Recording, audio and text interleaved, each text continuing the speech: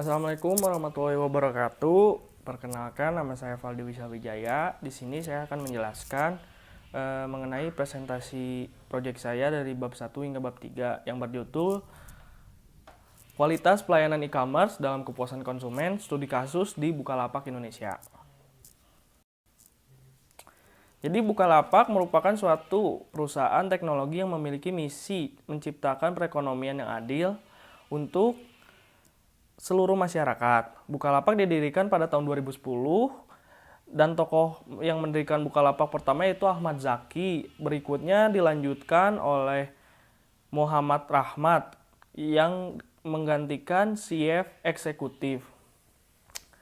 Pada perkembangan teknologi 4.0, kini Bukalapak kian marak peminatnya karena kemudahan untuk mengakses dan kualitas pelayanan yang diberikan cukup dirasa puas oleh para pelanggan. Nah, berikutnya ada latar belakang.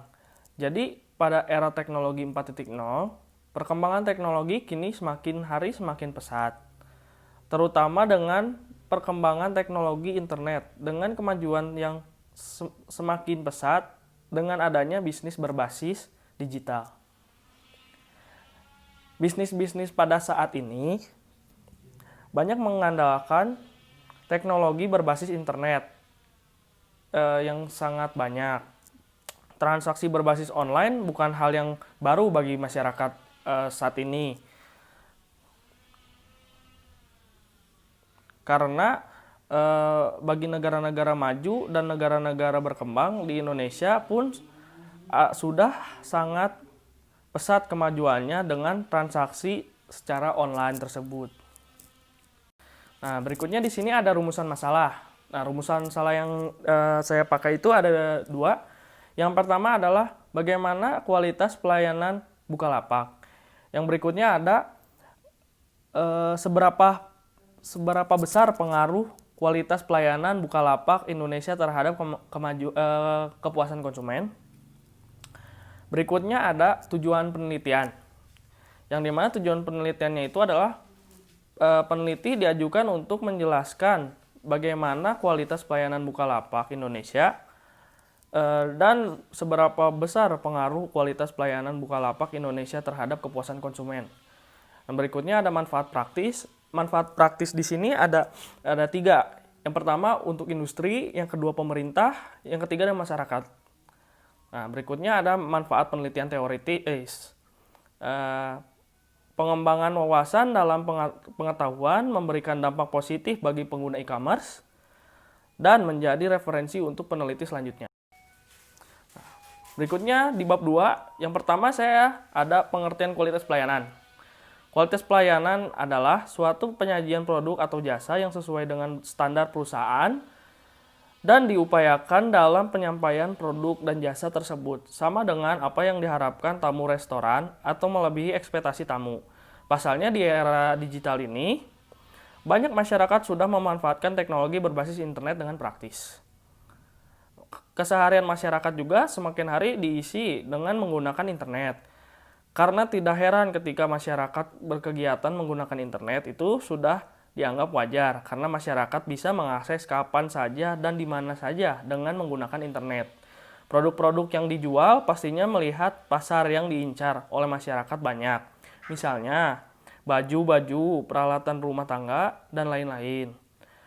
Dan dengan begitu masyarakat akan tertarik untuk membeli produk yang tersedia tersebut. Berikutnya di sini ada tinjauan pustaka. Menurut Loudon, e-commerce adalah suatu proses membeli dan menjual produk-produk secara elektronik oleh konsumen dari perusahaan ke perusahaan dengan komputer sebagai jurnal administrasi bisnis. Walaupun banyak perusahaan barang dan jasa yang memiliki visi yang sama, yaitu menyediakan produk-produk yang dicari oleh masyarakat luas. E-commerce pun dapat berkembang lebih baik lagi bantuannya dari para konsumen karena penilaian terhadap pihak perusahaan yang memiliki nilai positif di mata masyarakat. Nah, selanjutnya ada kepuasan konsumen. Sebagai bentuk kepuasan konsumen dalam berbelanja pada suatu perusahaan, barang dan jasa yang telah disediakan oleh pihak perusahaan adalah dengan menilai tingkat kualitas pelayanan maupun produk-produk yang tersedia dan produk-produk yang menyediakan kebutuhan para konsumennya. Berikutnya ada kerangka penelitian. Alur pemikiran peneliti ini mengacu pada kualitas pelayanan e-commerce pada kepuasan konsumen dengan mengacu referensi sebelum, yaitu pengaruh kualitas pelayanan harga terhadap loyalitas pelanggan di Bukalapak Indonesia. Peneliti membandingkan dengan kualitas pelayanan yang berada di Bukalapak Indonesia. Menurut Nugroho, dalam Purnomo Edwin Setio menjelaskan bahwa kepuasan konsumen merupakan salah satu elemen penting dalam peningkatan kinerja pemasaran dalam suatu perusahaan. Nah, berikutnya ada hipotesis penelitian. Di sini peneliti menggunakan metode kuantitatif. Menurut Kasina 2013 mengemukakan ada 3 alasan untuk menggunakan metode kualitatif, yaitu A. Pandangan peneliti terhadap fenomena di dunia. B. Jenis pertanyaan penelitian. C. Alasan praktis hubungan dengan sifat metode kualitatif. Dengan metode ini diharapkan dapat memberikan hasil dalam kualitas pelayanan yang diberikan Bukalapak Indonesia untuk kepuasan para konsumen.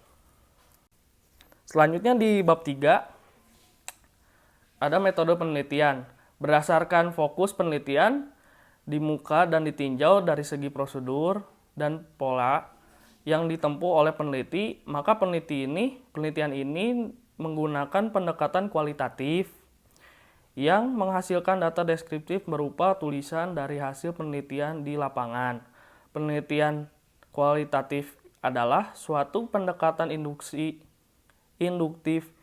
yang menekankan riset subjeknya serta pengalaman individu yang menjadi objek penelitian. Penelitian ini menjadikan Bukalapak Indonesia sebagai studi kasus yang dapat diteliti melalui pengumpulan data yang mendalam serta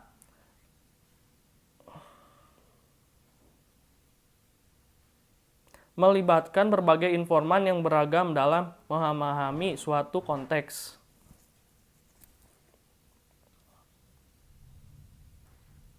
Konteks data yang diperoleh dan pihak konsumen Bukalapak Indonesia. Dengan memahami kasus mendalam, maka peneliti dapat mendeskripsikan dengan baik di Bukalapak Indonesia. Selanjutnya ada tahapan penelitian. Yang pertama, mengidentifikasi masalah. Jadi masalah yang akan diteliti harus menggunakan data yang valid. Yang kedua ada perumusan masalah, membuat pertanyaan dari masalah yang ditemukan. Pertanyaan ditemukan dalam peneliti ini akan membantu peneliti untuk kegiatan penelitian. Berikutnya ada teori yang relevan untuk menjawab perumusan masalah yang sifatnya sementara atau hipotesis.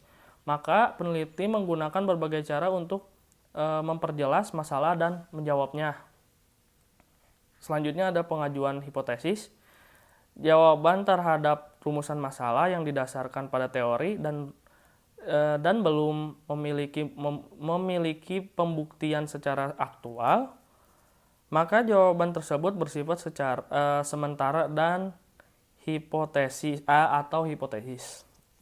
Berikutnya ada pengajuan hipotesis. Berikutnya ada menentukan populasi sampel.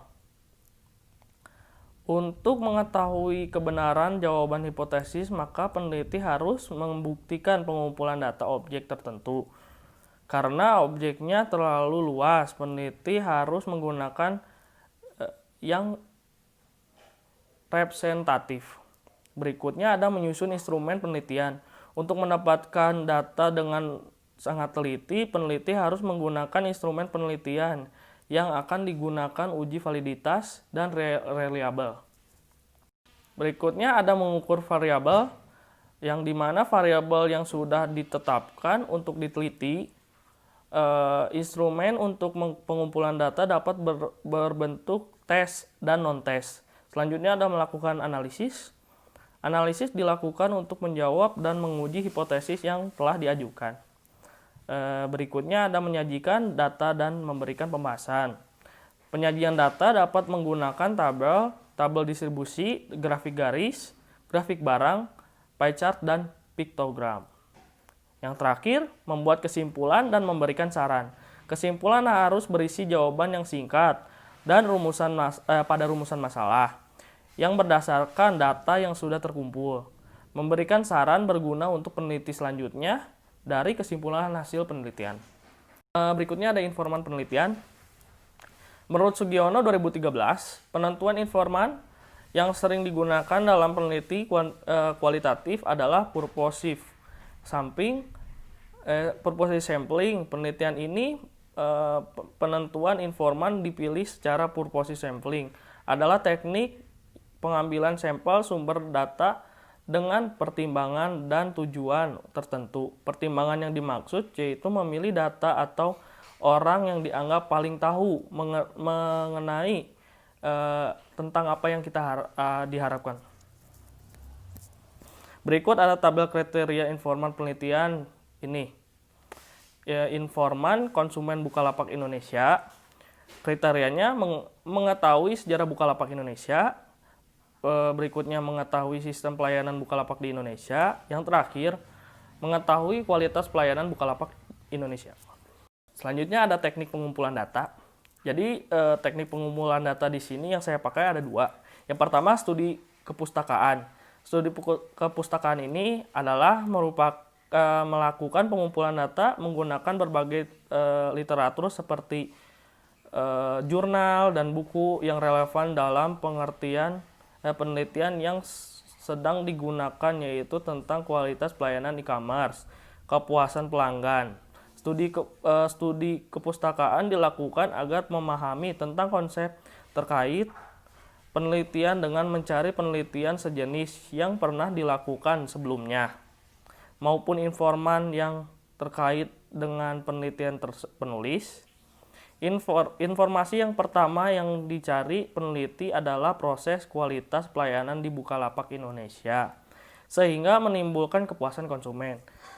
Nah, berikutnya yang kedua ada studi lapangan, melakukan observasi yang pertama, yang kedua wawancara, yang ketiga dokumentasi. Selanjutnya ada teknik analisis data. Di sini teknik analisis data yang saya pakai ada 3. Yang pertama reduksi data, yang dimana dalam proses reduksi data penelitian akan melakukan pemilihan data yang relevan, berfokus pada pemecahan suatu masalah dan jawaban penelitian. Yang kedua ada penyajian data. Penyajian data di sini berbentuk laporan yang berisi informasi yang diperoleh sebagai hasil data yang memungkinkan adanya penarikan kesimpulan, dan tindakan dalam penelitian ini berbentuk uraian deskriptif yang mudah dipahami. Yang terakhir, yang ketiga, penarikan kesimpulan. Data penelitian yang sudah direduksi dan telah disajikan adalah akan dilakukan proses penarikan kesimpulan. Penarikan kesimpulan ini bertujuan untuk menggambarkan keberhasilan penelitian sebagai rangkaian kegiatan analisis yang saling melengkap. Itulah presentasi dari proyek saya bab 1 sampai bab 3. Bila ada kekurangan mohon maaf.